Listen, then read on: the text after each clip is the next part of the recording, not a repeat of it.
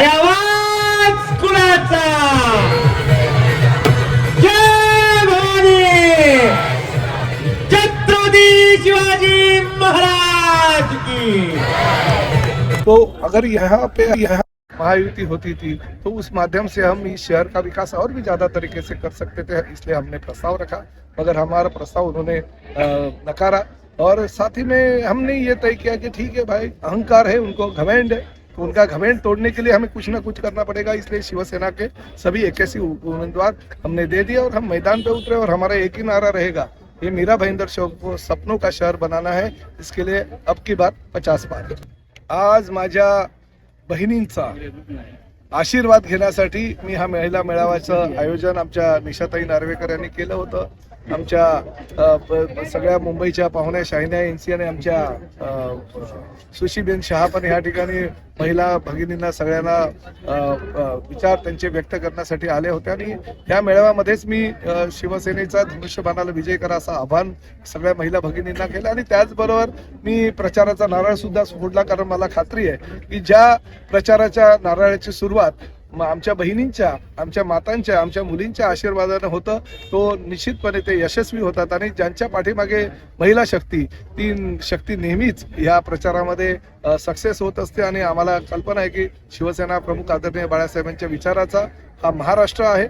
आम्ही हिंदू हृदय सम्राट बाळासाहेबांनी ज्या पद्धतीनं नरेंद्र मोदींबरोबर युती आम्ही केलेली आहे, ज्याबरोबर आमचे आदरणीय देवेंद्र फडणवीसांबरोबर युती केलेली आहे, तीच युती मुंबई महापालिका आणि ठाणे महापालिकेप्रमाणेच मीरा भाईंदरला व्हावी अशी आमची इच्छा होती। परंतु या ठिकाणच्या स्थानिक भारतीय जनता पक्षाचे नेते नरेंद्र मेहता यांनी होऊ दिली नाही।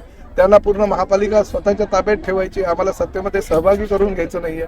नको ते कामं जर कोणी करत असेल तर त्याला रोखण्याचं काम शिवसेना करेल, म्हणून आम्हाला प्रताप सरनाईकांना सत्तेमध्ये सहभागी करून घ्यायचं जर त्यांना नसेल तर आम्हाला एकत्र लढवायचं नसेल तर आम्ही आमचे स्वतःचे उमेदवार उभे करू शकतो आणि ते आम्ही उभे केलेले आहेत। 81 उमेदवार आमचे आहे आणि आम्हाला खात्री आहे की यावेळेस शिवसेनेची सत्ता ह्या मीरा मला फक्त हे सांगायचं आहे की मीरा भाईंदर म्हणजे मिनी इंडिया आणि इकडे तुम्ही बघितलं तर इतकी समुदायाचे लोक आहे आणि इतकी लोक ज्यांनी बघितलं प्रताप सरनाईक साहेबांचं काम आणि ते काम मला वाटते तेच आहे एक वोट बँक काम आहे, वोट बँक। आणि आमचे नेते आदरणीय एकनाथजी शिंदे नेहमीच महिलांसाठी इतकी योजना आहे, लाडकी बहीण योजना असो, आज आमचं अपील आहे की तुम्ही नक्कीच या चान्स आदरणीय एकनाथजी शिंदे आणि धनुष्यबाणला आणि इकडे मीरा भाईंदर मध्ये नक्कीच इतिहास बनना। जो महिला यहाँ उपस्थित है, महिला क्या चाहती है? वो शिक्षा, सुरक्षा, आत्मनिर्भर होना चाहती है और मीरा भाईंदर में इतिहास बनने जा रहा है।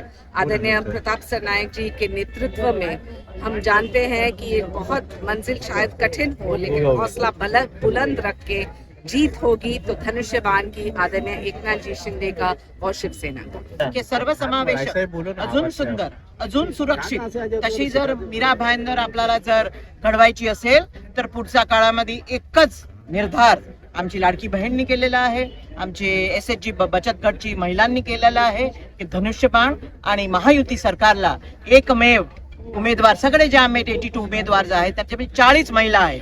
तर साहेबांना विश्वास आहे, साहेबांबरोबर एकनाथ आपले प्रताप सरनाईक बरोबर की आमची 40 महिला उमेदवार नक्कीच जिंकून येणार, पण 50 पार हे आमचा जे वादा आहे, जे आमचा सूर आहे, जे आमचा शंखनाद आहे त्याच्यावरती आम्ही खरे उतरू। साहेबांना परत आमची महिलांनी सक्षम केलेला आहे आणि त्यांना हमी दिली आहे, मीरा भाईंदरनी हमी दिली आहे की एकमेव पर्याय म्हणजे धनुष्यबाण आणि शिवसेना।